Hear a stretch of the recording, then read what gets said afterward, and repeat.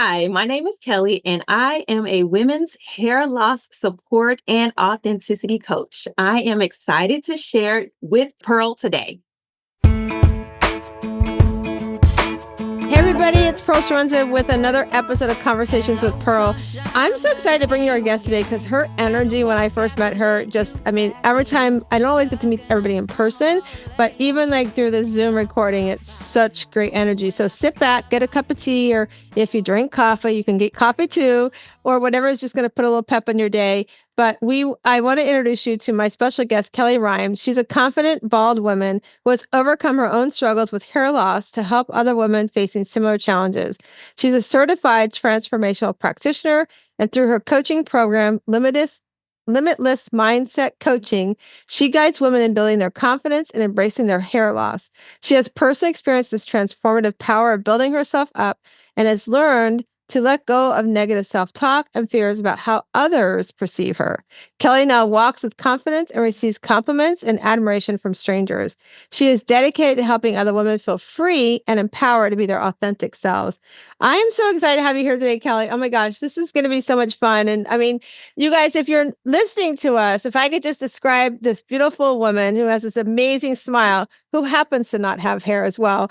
I mean, just that's the first thing I see about you, Kellie. But I can imagine as we go through our story today, that's not always been that case for you. And I'm excited to walk into that journey with you today and share.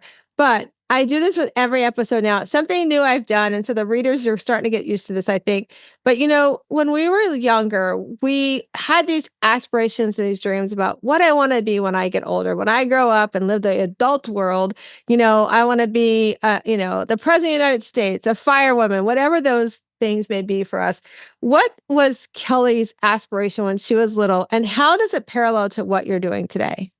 Oh, okay. So I have two answers for this question. When I was like in kindergarten, I wanted to be a firewoman. So that was what I wanted to be. But of course, I didn't know anything about what that entailed, right? But as I got a little bit older, maybe in junior high school, I always envisioned myself as like some type of marketing person. I'm in a boardroom, I'm giving a presentation. Like I always envisioned myself doing something like that. It was always going to be in business in some form or fashion. And look at you today. Like you have this business and you're teaching and you're educating. This is so cool. It's kind of like for me too. It's interesting. I said firewoman, and here that was one of your thoughts too. But Uh-huh. like for me, even growing up, I wanted to be a teacher. I always thought I wanted to be an elementary school teacher, and I never really went down that path because I didn't have the opportunity and the guidance on how to get there. But here Right. I am today, full circle. I'm teaching and coaching and doing the things that I love to do and helping inspire and empower other women. So I think it's so amazing. So tell us your journey. Give us an idea of like when did you start, at what point in your life did the hair loss start happening for you? And Mhm. then also tell us like how was reaction, not just for you, but like those around you? How did they support you? Oh, okay. Well, I actually started losing my hair in my late 20s. And it probably, I'm sure, started before then. I just noticed it at that point because by the time I noticed it, it was like a little pea-sized bald spot at the crown of my head. And so I'm like, okay, don't know what this is about. But in my mind, I'm like, well, let's just take care of my hair. Let's nourish it. Maybe it's a product. Maybe I'm pulling on it too much. Let's figure it out and it'll grow back in. But that just did not happen. And I went through a long time of denial. That something was really, really going on. It even took me a long time to go to a dermatologist to say, hey, what's happening here? Right. That's how much in denial I was in, right? So what was the second part of your question? I think I forgot. No, you're fine. So as you were doing that, like you said, because it's often we do that. Let's talk about how you were like, let me, nourish my hair. We often do that. We don't look at signs sometimes of things that are happening, like especially like somebody who may have autoimmune or even like cancer. Sometimes breast cancer. Like we as women, like we feel or see something, and we're like, oh, it's probably no big deal. We don't follow up on it, right? Right. So you were trying to do this nourishing, and you're doing what? At what point did you say, Kellie, this is more than I think it is, and I need to go get help? Oh, so it was to the point to where a lot of my hair at the crown of my head, let's just say if you can look at my fist, maybe it was getting like that. Like it was either balding or it was really, really thin in the area. And there were other spots on my head, like on the side that I was noticing getting thinner and thinner. So I'm like, okay, let me go to the dermatologist. It's time. And when I went, basically, he looked at me and he was like, "Oh, I don't have to really do anything else. You have scarring alopecia." And I'm like, "What is that?" All of these things. But he really didn't give me a lot of information at that time. I didn't know anything about alopecia. I didn't know what the process was. He didn't do like any testing or anything on me. He was just like, I have seen this in so many women, especially African American women, because the type of scarring alopecia I have is the acronym is CCCA.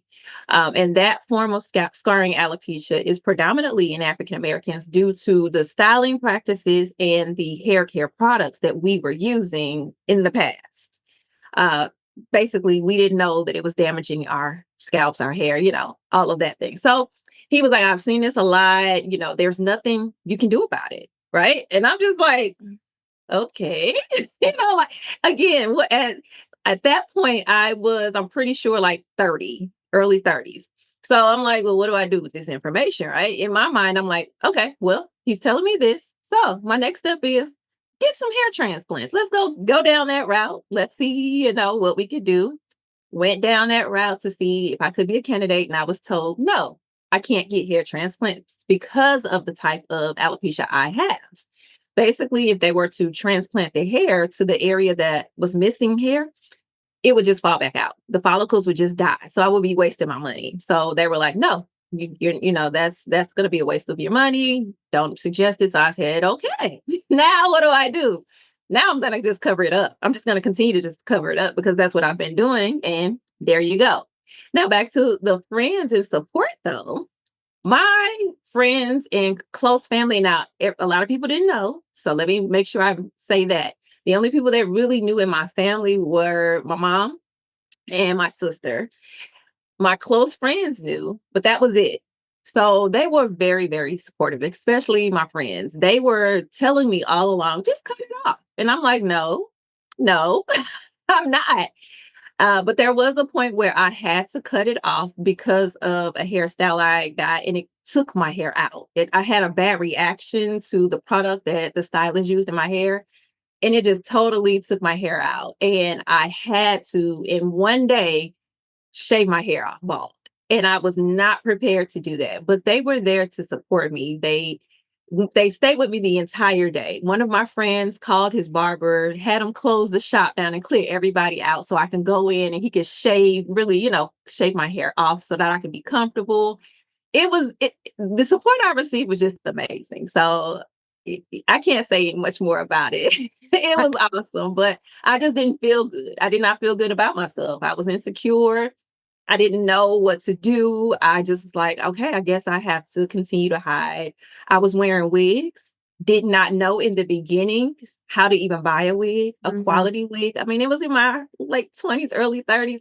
I don't know anything about wigs. Right. And wigs definitely weren't the quality that they are now, right? So I had to go down that journey as well of figuring out how to buy a wig, what looks good, and all of the things that comes with having a wig. So So yeah, I that's a as you great as you support were system. sharing that story, I was like I pictured in my head like your family that was the support system. It's so important in our life that we have the right support system. We talk about my friend Lisa and I would talk about having the right people on your balcony, right? The people that Mhm. are going to surround you, support you. And I could just like you were painting the picture, and I could see your friend. Like I got chills thinking, seeing your friend like picking up the phone call and being like, I want to give my friend, Kelly, a comfort. So I'm going to call my friend at the barber and be like, can you help us do the like to go that extra mile? That's the kind of people you want on your balcony. You want that support because this is a huge change for you. Like and in some regards, you had no control over it. Like you said, all of a sudden you went and you had this product and you had a complete, like everything shifted, like immediately because the product was, it had bad reaction to it, like you're sharing. And to have that support system, like to have that, I think that's important. And how important has that been? Because I know, one of the questions so for the listeners, one of the questions I ask is about sharing your Shiro journey and how you've been able to put your self-care first in that journey and what that means to you. And I know Mhm. you talked about how your mindset's shifting. So how did your support system help that mindset shift happen for you? Well, first, them telling me that I'm still beautiful, because that same, scenario I just gave you, the story I just shared, we had to go on a cruise the next day. Yeah, yeah. So I'm like, oh my goodness, not only did I have to shave my hair off all of a sudden, I'm going on a cruise with a lot of my friends. It was a big group cruise. It was people I knew and did not know. Okay, here we go. But on that cruise, they just kept reassuring me that you look beautiful. You should, keep it like this. It's fine. And they gave me all of the kind words, all of the supportive words, everything. They were there with me side by side. Even if people were looking at me and staring at me, they were there with me. And we were, making sure I was okay. I couldn't have asked for much more.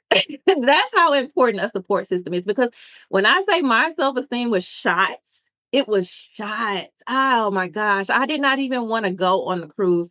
It was too late to cancel, of course. It was the next day, but I'm like, what am I going to do? But they just lifted me up so much. That's how important it is. You always have to have people who are in your corner. Now, I'm not going to say they have to always say, oh, and give you all this positive praise and, go along with everything. If there's something that you're doing that they're like, hey, you need to cut it out or you need to correct that. That's what a friend is supposed to do. That's part of your support system, good and bad, right? So yeah, I'm definitely blessed that I had a good group of people, and I still have these people in my life today. That's awesome. I was envisioning going, oh my gosh, here I am. You have to grasp the fact that you now have no hair.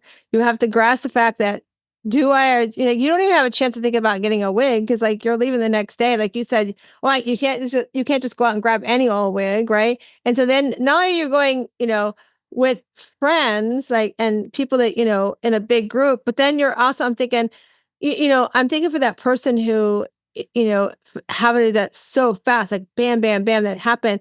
And then you're also on a cruise ship with people you don't know. Like we always have this thing about what are people going to think or say about me, right? Even the people that like you don't know. I remember my mom, when she would come visit us. I remember my mom, she she would tell me whenever she wouldn't go, she'd get her hair color when she'd come here to visit me. I take her to my stylist and my stylist would do her hair for her. And she would be like, I remember one time she says, well, I have to go and get the hair dye at the store. I'm like, why are you doing that? You're getting your hair colored as soon as you get here, like in a couple of days. Angela's not going to be able to do your hair. Well, people on the plane are going to see me. I'm like, who gives a crap? And I'm like going, they're never going to see you. They don't know who you are. I'm like, Ma, sometimes I get on an airplane in my PJs because I didn't sleep with them the night before, but I want to be comfortable on the plane because I'm the girl that goes to sleep next on the plane immediately before it takes off. Right. Hmm. And she's Hmm. like, but I'm like, who cares? But we do care. Like, Yeah. but people do get wrapped up around that. And, I'm sitting there thinking, well, I mean, you guys, if you're not on YouTube, Kellie just has this shoot, you just exude this confidence, right?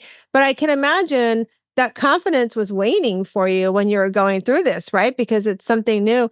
I remember I interviewed somebody before and she talked about how she was always wearing a wig. Hmm. And then one day she's in the car dropping off her girls to school and she was like, oh my God, this wig is so hot. I feel like I got sweat coming out. She just like took the wig off and her Hmm. daughter in the back, I don't quote me, but her daughter said something like, oh, can I just take my hair off, mommy? And it hit her that I need to stop wearing these wigs because this is not the example I want to give to my daughters, Yep. and she that's when she stepped into being this beautiful woman of no hair, and Hmm. so for you, I can just imagine like bam, bam, bam going into that. Like, what did you have to do? Because, when I coach women, one of the things that they sometimes come to me is that they have this doubt of self-care. They have this doubt of putting myself first. They're either a people pleaser, they're a controller, all these judging, sabotaging thoughts come into their head. How do you what did you do to start stepping into this? I mean, I know a great support system is amazing, but we Right. still have to do inner work. Oh, Like yes. we can have the biggest support system. I mean, let's look at, people that are addicts. They have the biggest support system, but it's really it's our choice to make a Mhm. decision on how we want to live. So, what was a pivotal piece for you that said, I'm going to embrace this? I'm not going to, like you said, the wigs were nothing like they are today. Mhm. I'm gonna embrace this. This is now becoming part of who I am. Like, what was that work you had to do to, like, it doesn't happen overnight? No, no, no, no, no. So actually, it took me years. And when I say years, even after the point to where I had to cut my hair off the first time, I thought, well, let me just wear it like this and see if I can get comfortable. So that lasted maybe a month and a half. It was summer. I was like, okay, I'm doing this, but I couldn't. I couldn't because I did not feel comfortable. I was just so insecure. Like I said, I felt like everyone was staring at me. They were giving me nasty looks. I had all negative coming towards me because that was how I felt about myself. And it may not have been that negative. It probably was all in my head. I'm sure it was. But that's how I felt. So let's fast forward. And I'm going to fast forward at least probably 7 years. From that point, I wore wigs. I did not come out without a wig or some type of extensions, something that blended and covered up the thinning or the bald spots. That is the only way I came out the house, right? So we fast forward into I'm living now in Arizona. I had moved. I had gotten married. My husband had passed away. So it was like, oh my goodness, I had all of these things that had happened. I am back by myself. I'm in Arizona. I don't have family there. And I'm just like, okay, I'm trying to just figure it out. I really am. I'm like, okay, do I want to go back to St. Louis because that's where I'm from? That's where my friends and family are. Do I want to stay here? Do I want to go to another city? What do I want to do now with my life? Because I don't know now. This is not the plan. So I really had to do some inner work on myself. I had to go down the journey of go ahead and saying, okay, it's time to embrace this. It's time to accept it. I'm tired of wearing the wigs. So let me rewind again. I'm in Arizona. I'm wearing a wig. It's hot, right? It's hot. So it was like, okay, I don't want to do this anymore. I'm ready to present myself exactly who I am. Because even with the wigs, I was insecure. Because now I'm thinking, does this wig look right? Do people know I'm wearing a wig? Which, yeah, of course they do. But still, I think it was at the point where people were wearing wigs, but it wasn't as trendy or as popular like it is now. Like now it's nothing. You can have a wig on and people can care less. Then it wasn't really like that. It was still that phase of, why is she wearing a wig? So it was always that anxiety. It was all that in my mind, like, oh, how do I look? How do I look? How do I look? So when I came to the point where I'm tired of this, I don't want to think about this anymore. I just want to go out in public, be free. I want to jump in the ocean, not worry about hair. I love to travel, so I don't want to have to think about, okay, what am I doing with my hair on this trip, right? Like, how do I figure this out? It was always something around hair. So I'm like, okay, I was ready to also get into a new relationship or start dating, not really get into a relationship. I wanted to start dating again. So this had been some time after my husband passed. And I'm like, okay, I want to put myself out there again, but I don't want to put myself out there and I have a wig on and then they see me in person because, I do online dating and, we meet people in public or whatever. So I don't want anybody to meet me with the wig on. And then they see me another time and I don't have this wig on because that's a totally drastic change. So I want to present myself exactly for who I am. And I want to feel confident about that. I want to feel comfortable and I want to be secure by myself. So I started doing little things, taking baby steps. So first, I actually just went ahead and cut my hair low, the hair I had left. I cut it low, and I would use hair fibers to cover up the balding and thinning spots. When I tell you, Pearl, I have some tricks for you to cover up hair loss. I have some tricks, right?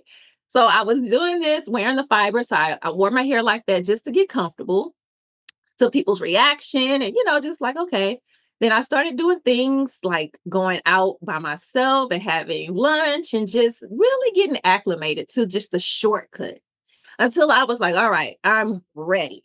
Now, when I said I was ready, I still did research because I'm like, okay, if I'm ready to do this, what would make me feel comfortable as a bald woman? So then that's when I went down and I learned about micropigmentation.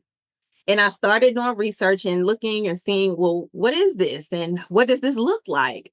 And I was like, I think this is something I want to do. So for anybody who doesn't know, micropigmentation is basically think of it as a almost like a tattoo, but it's hair follicles. Like they tattoo little dots all over your head or your missing bald spots or whatever to make it look like hair follicles or pores or something like that. So everything you see, this is micropigmentation, the hairline, all of this, right?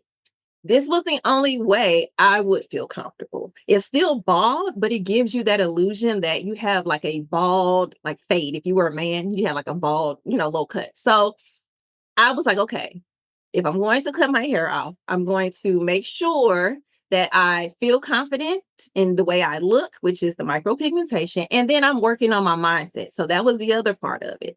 I had to build myself up. I had to start believing in myself. I had to understand, yes, I'm still beautiful.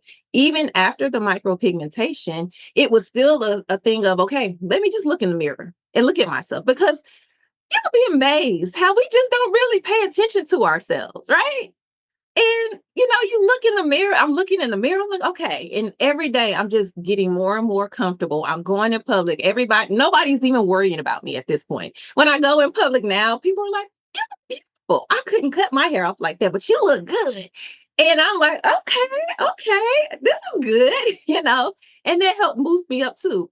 So I really did have to do some mindset work. I mean, there was just a lot of different little tips and processes and things I just did for myself that helped me get through to the point to where I am today. Now I'm like, I'm not going back. And that was in 2019 when I actually officially, adopted this look. So I'm like, I'm not going back. I don't want hair. I even had someone who she specializes in growing your hair back, even if you have scarring alopecia.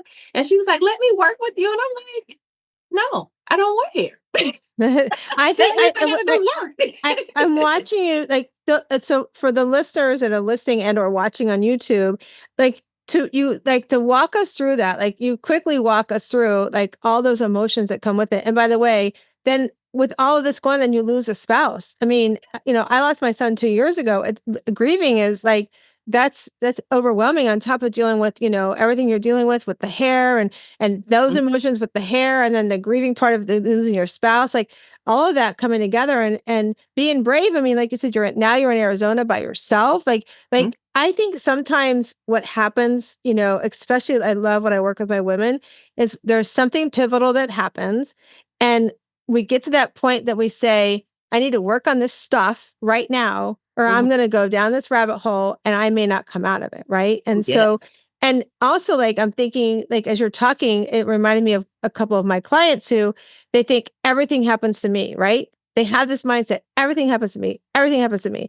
Mhm, Instead of going, well, this happened, but doesn't have to define me. No matter if it's 10 things can happen to you all at once. I mean, it can happen to you all at one time. And, if you let ourselves like wrap our head into that and not stop and go, okay, what's the one thing I can work on right now? And how do I start? Right. And right. so that's what you did. Like you actually kind of had to work on two things because you were grieving the loss of your husband, but you're also grieving the loss of your hair. Yes. Right. I mean, I tell everybody all the time, I'm actually starting to get certified for grief coaching. Mhm, And so I tell them losses, there's different kinds of losses that we grieve over, whether it's relationships, whether it's our hair, whether it's a loved one. There's different kinds of things that we have lost. So we need to walk through the process of grief with. And like you mhm. were showing us that, you had to embrace that, okay, how am I going to embrace my hair? And I did not know about that the replacement, like that tattoo kind of thing. I think it's amazing. I think it's great. I mean, you look beautiful. I would have never known you had that done. So it's really amazing. And then, to embrace that, like hair doesn't have to define me, right? Like it doesn't have to be, because who you are inside is really, like you said, you had to do the inside work Yes. to accept the outside look, Yes. right? And to do that inside work, it's really hard stuff, you guys. So that, like you said, we don't want to look in the mirror sometimes and admit that, you know what, my life isn't great right now, but I have control of it. I can do things instead of looking in the mirror and going, my life's not great right now, so it just sucks. So let's just go down the sucky wad anyways. Right. Like it takes a lot of guts. It takes a lot of courage to say, I'm not going to let the suck me anymore. I'm going to do something about it, and Mhm. I love that your energy so people that are listening to us, this work that Kellie's done didn't come overnight. Like where she is today, as you share with us, Kellie, like it's hard work. And I'm sure, and I tell people all the time, it doesn't end. It's just like when it comes up differently. Now you've been through some hard stuff. Now I'm like, oh, that's easy compared to like that. For me, I mean, right now things come up. I'm like, that's nothing like losing a child. Like Right. that is nothing like losing a child. So bring it to me because if I can live my life with only one of my sons here now, I that doesn't phase me. Like, let's just bring it on. I'm ready for it because I've been, through some Yeah. stuff, right? And so I see that with you. I see that energy and I see the work like that you've done. And so now you've done this work and now you said, I want to do more with what I'm doing. I want to share my story. I want to empower others. Where did that when did that show up in your life and what were some of the steps that you did? Oh, wait a minute. I'm going to go back before you answer that question. So you Mhm. started dating. Did you find somebody? Oh, I did, but it was years later, but I did. Yes. As a grown woman, I did find somebody, and that's one thing I tell women. Because they think they can't get a man or I said a partner. I shouldn't say man because whatever. Right. But yes, you can still attract a person, a Yeah. partner. Yes. Your partner that you are with, they are not going to go anywhere if they truly love you. And if they do go somewhere because of your hair loss, that's not the person for you. So Yeah. I really have to put that into women because that is a big thing. I mean, I've literally had a married couple come up to me and in the public, at a festival, just out the blue, because she was experiencing hair loss and thought that her husband wouldn't be attracted to her. And he wanted me to talk to her. So it was just like I have these types of things happen. And that's part of what led me to my work. Because I have these random situations where people just come up to me, men, women, asking me questions. Men might say, well, what do you use on your head? Women are like, you look good. I can't do that. Or I have hair loss too. I even had a cousin who recently just told me she is experiencing hair loss, but she's been covering it up. And I'm like, okay, all right. So people really feel comfortable coming to me because of how I present myself to the world, right? That is what led me down this path of helping women with their hair loss. Now, it was not an easy decision. It was a little voice that kept coming into my ear over the years. And I'm like, nope, nope, I'm not doing that. I am not sharing my story. I am not, you know? But I was like, I have to. I was actually coaching in another space. I was coaching in real estate because that was my skill set. That's what I knew. But I actually have stopped because I'm like, no, I have to focus on this. So it came to the point to where that little voice got really loud. It got loud. And I knew it was like, this is something I have to do. This is something that I feel like is now a purpose because I didn't experience this hair loss for no reason. It happened for a reason. And it happened for me to be able to be in this position to help other women who are not as strong or not as confident to handle this because it's a big deal. Hair loss, when you lose your hair, you're losing part of your identity.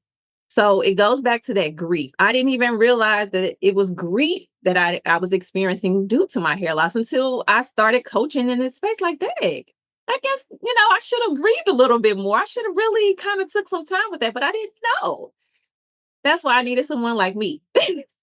you know, Someone who will be like, okay, let's figure this out.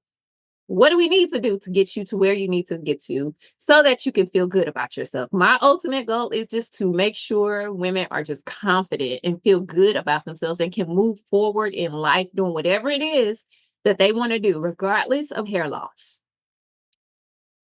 And it's so important because I talk all the time. I in my coaching, I actually coach for a nonprofit. There is a group of women that they get to stay at this nonprofit home and to help them get back on their feet. And I tell them all the time, you know, everybody has a story. So we all need to pay it forward with our stories. I've really been like honing into them going, when you leave the house, make sure you leave a note for that lady that's going to put her head down on the pillow where you're leaving, because Mhm. we all have stories and we can empower and pour into somebody else with our stories. And it doesn't mean you have to, you can write as a book, you can just write as a little note, you can make a journal for yourself and throw it away, but like tell your story, write your story down, because it's so important to do those things, because it can impact others. And like what you're doing, Kelly, too, I think what's beautiful about it is it's kind of like why I do it is because we've walked this journey and we want people to know you don't have to do this by yourself. You don't have to walk through hair loss. You don't have to walk through of not feeling worthy by yourself. You can get and ask for help. And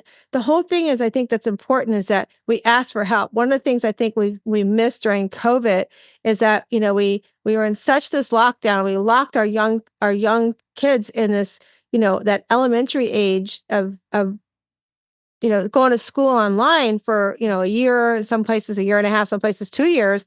And Right. what we missed is we didn't bring in somebody to teach and educate our students on mental health, on Mm. asking for help, on saying, "Hey, we know you're sitting here in this classroom, you might be feeling this way," or and you can talk at whatever age group you're talking to, because I was sharing this with a friend of mine the other day. We were talking about all these the kids younger and younger are having this school stuff happening, and I'm Mhm. like, go back to how old what that kid was 4 years ago.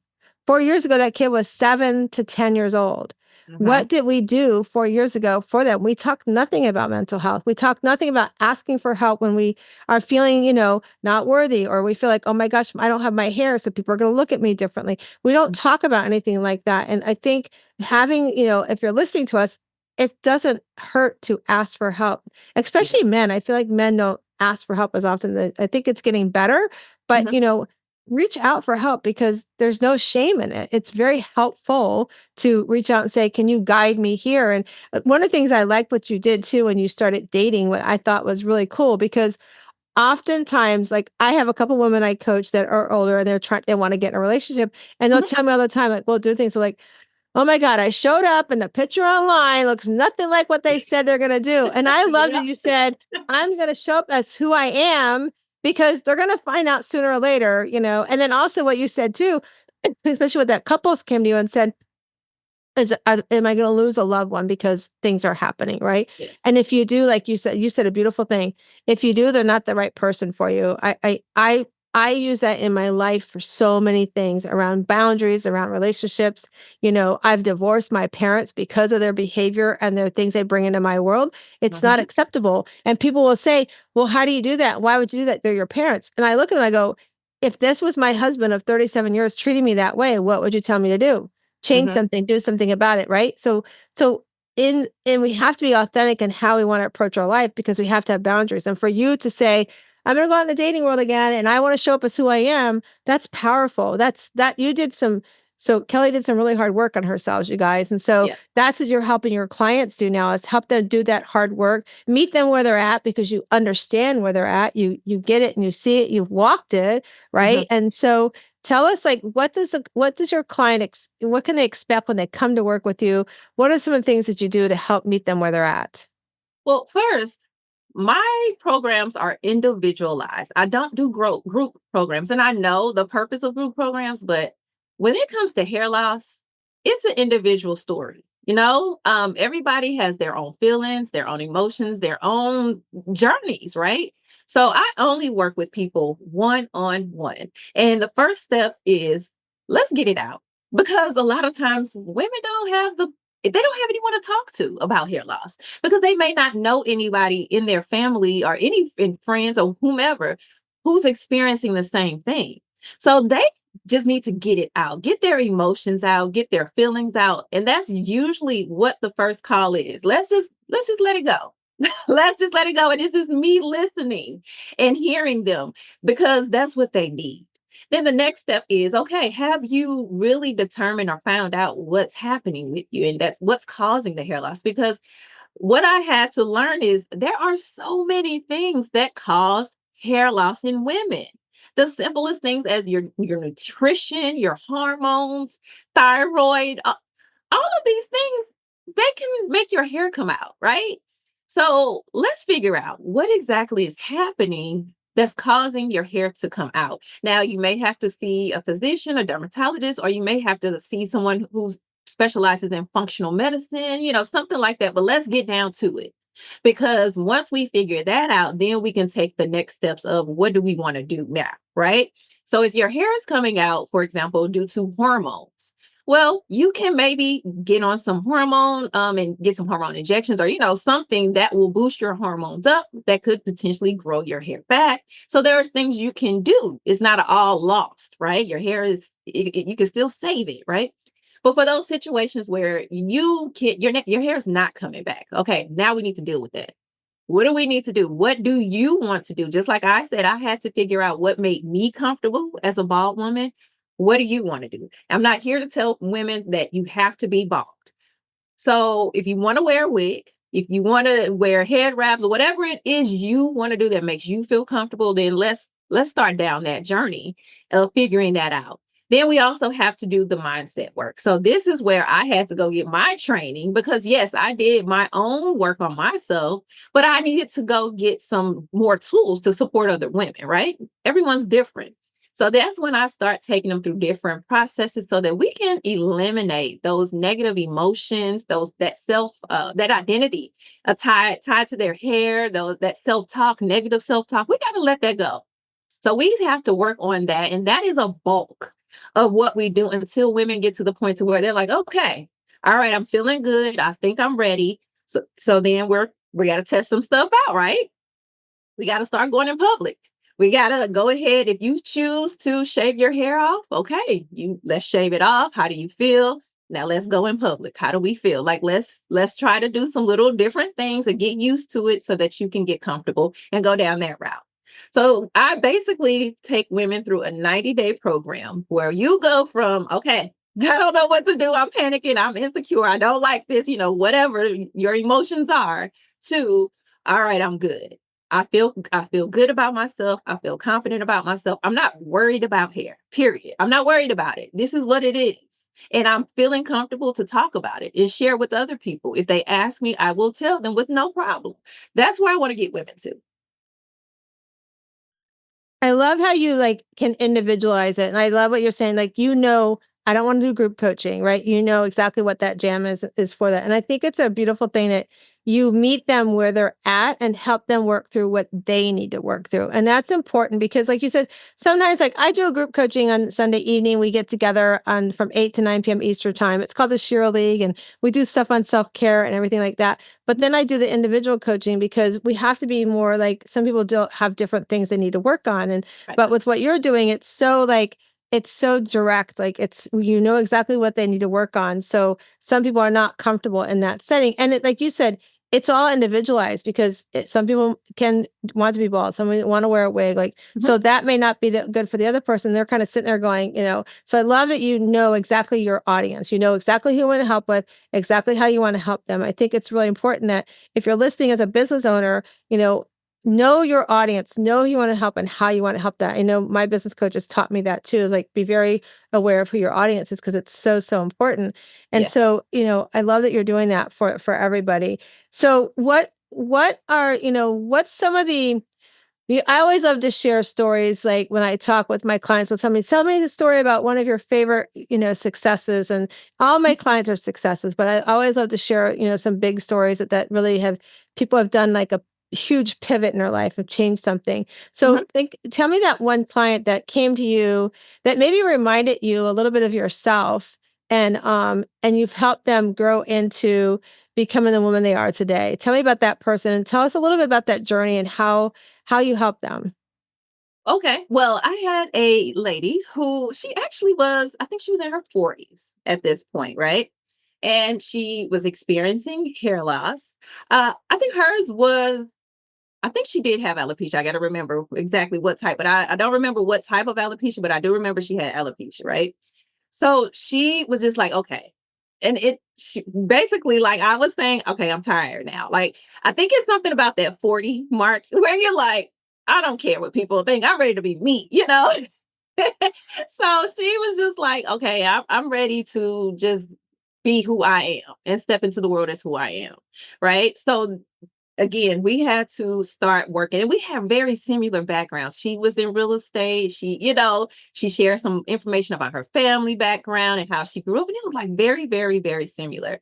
So I took her through the program and she is just flourished. She has just flourished. And I think that's the biggest part of my coaching. I love when I work with people and I see the transformation, I see the growth, and I can see the other side, because you get to help somebody better themselves, and It's I such a don't. beautiful it really is, Kelly. It really is such a beautiful thing because it's like, it's like you have this like little, this budding flower that you're pouring all this water into, and to watch them blossom into this beautiful, rose or whatever that flower is for you, to watch them grow into that and be like, they did some hard work. I had the honor of guiding them. Like they're doing the work, And I Mhm, have clients that won't do the work and I fire them. Like when you're ready to do the work, I have one client that, I love her to death and she's at this like point in her life. And I'm like, you're at the crossroads. I mhm, can't help you anymore till you make the choice. I can't make the choice for you. If you want to go road A, tell me. I'll get you the support. I'll get you the people that you need to help you make those changes in your life. But if you mhm, want to do road B, tell me and I'll help you find a way to have happiness in that life to keep everything the way it is. And until, you make that choice, I can't break the shackles, right? I have right, to You're shackling yourself in your life. But when you get that client that says, "Oh my gosh, Kelly, thank you so much. Like you've inspired me, you've helped me find who I am within. You've pushed me to do some really hard work that I'm embracing who I am today." It's mhm, it's so rewarding. It's like if I'm, that's one of the things I often ask my clients. I'm like, what are you doing to say yes to yourself? Because when you don't, you're always going last. And somebody's going to slide into your job. Somebody's going to step forward into business like what we do and help them. Somebody's going to learn how to cook for your family at home because you're not there anymore. They'll figure mhm, out how to do laundry because you're not there anymore. It's like, what are you doing for yourself? Because if tomorrow doesn't come, and all I can ask your family and friends to say is what they saw you do for yourself. And if 10 people can't think of 10 different things, then we need to talk because, you're not leaving a legacy. You're not putting yourself first. And when you finally get that through to a client and you embrace it as yourself too, it's so amazing to watch what happens. It's so amazing to see, wow, they know I can walk in a room with no hair and I can command the room and yeah, not be worried what everybody's saying. I can walk into a room and be like, I'm gonna tell you no, I don't want to help you with that. I'm gonna go do this for myself. And it's such a beautiful and wonderful thing. And when we start walking into like what you do and what I do is really about self-care. It's like taking care of self and honoring what our body is and honoring what we look like on the outside and doing the stuff on the inside so we can honor and love the outside of us too. And it's amazing. And I love it's like I keep saying throughout this show, I love your smile and your joy with it. I think thank it's you. yeah, I think it's so amazing that, because you've done the work and you want people to learn from what you've done. You want to empower. And so, if for some reason we don't have you with us tomorrow, Kelly, I know you've done the work. I know your clients be like, she helped me. I can walk in a room and I can go without a wig, or I can walk in a room and enjoy the wig I'm wearing, whatever that is for them to show up and embrace who they are on the inside now from the outside. I think it's an amazing, amazing thing. So tell people how they can find you. Tell people how they reach out to you. Okay. Well, you can go to my website. It is www.limitlessmindsetcoach.com. So you can go on there and check that out. I have a authenticity analysis that I give to people for free. So you could just pop in, answer some questions, and I will send you a video about your authenticity, maybe what you need to work on, or if you're good, if you're okay, I'm like, hey, keep going, right? Keep doing the good things. But if you need some help, then I'm there to share that with you. So definitely check out the website. I'm also on social media if you guys want to check out my little post. I'm on Instagram, TikTok, and Facebook under Miss Kellie Michelle. You can find me there, and I provide a lot of information just about hair loss. I share my own stories. I call them my Baldy Chronicles, my stories from when I, first cut my hair off and all of the experiences. So check it out. That is so cool. All right, so now we have a few minutes left. I want to know I'm all about self-care. I'm all about learning to do things for yourself. And oftentimes like people ask me, Pearl, self-care, it's selfish. I'm like, no, it's not. It's not selfish. You can actually do self-care with a loved one. Like if you're listening to us and you have little ones at home, you can watch a crazy old little cartoon with your little one, and that's self-care. One of the things I used to do is go have pizza or go to movies with my younger son Nate, and with my older son, we would go and get mani-pedis together, and and have fun, and we would have fun conversations at either one of them. And so, Kelly, what is something you like to do for your self-care? What's something fun you like to do? Ooh, something fun I like to do. And I feel like I haven't been having as much fun as I used to. And I'm trying to get back into that.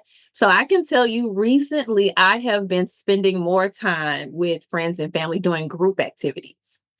Because, we're all so busy. We have our kids, we have life, and all of the things. So being able just to get together once a month and do a good group activity and just enjoying ourselves, whether we have the kids or not, that's to me is self care as well.